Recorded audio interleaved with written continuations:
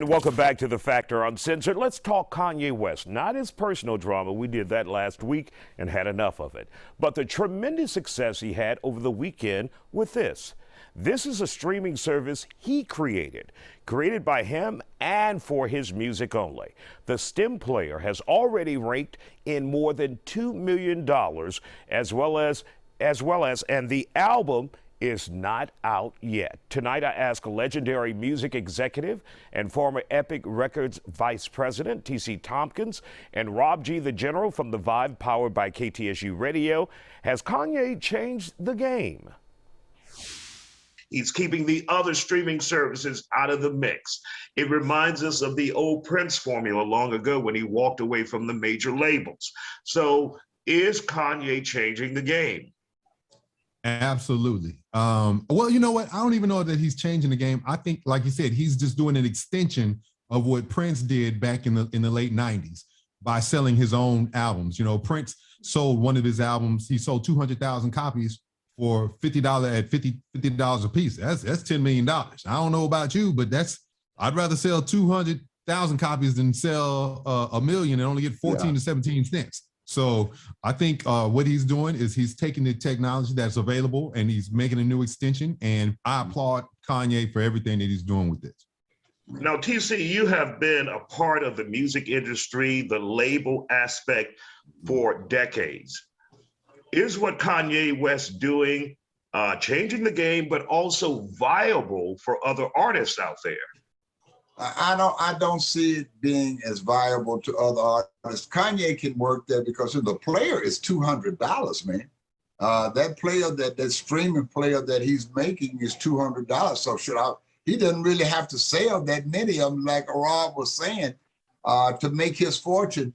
But no, a lot of people just don't have the brand name that Kanye West has and will not be as successful in moving that type of merchandise just for one artist's material. You know, they're paying $200 just to listen to his material. It won't have any access to any other artist's material other than him. So it'll work for him, but I don't see it being a large thing for artists across the country, across the world, especially for independent artists or artists that are trying to develop themselves and develop their sound.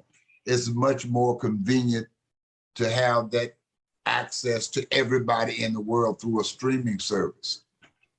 So is this a one-hit wonder, Rob, you think, just for Kanye and no one else? I think if other artists decide or are brave enough to do it, they could do it. You don't think Beyonce couldn't sell? Yeah, I know, but they got to have the investment. That's the thing. I'm saying that's for artists that have a brand. That they have a brand and that has a brand, they can do that. But artists are trying to develop themselves, man, they're not going to be able to sell a $200 player. They'd be happy to get a stream. and let's talk about Kanye selling. Let's talk about the business of the music business right now. Why is Kanye so upset with streaming services? Give us the math there, TC and Rob.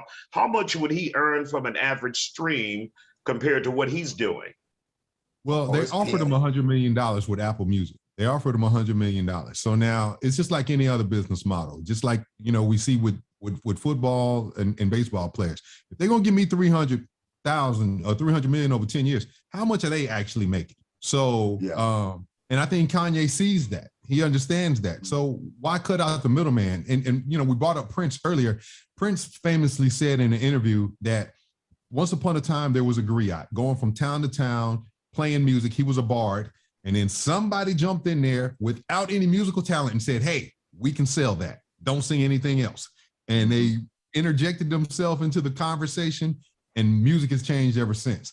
So I think this is just one way for artists to get their music directly to their fans. And I think there will be some other artists who will be brave enough, already established, like TC said, already established, that will follow this model. And I think we're going to see a shakeup.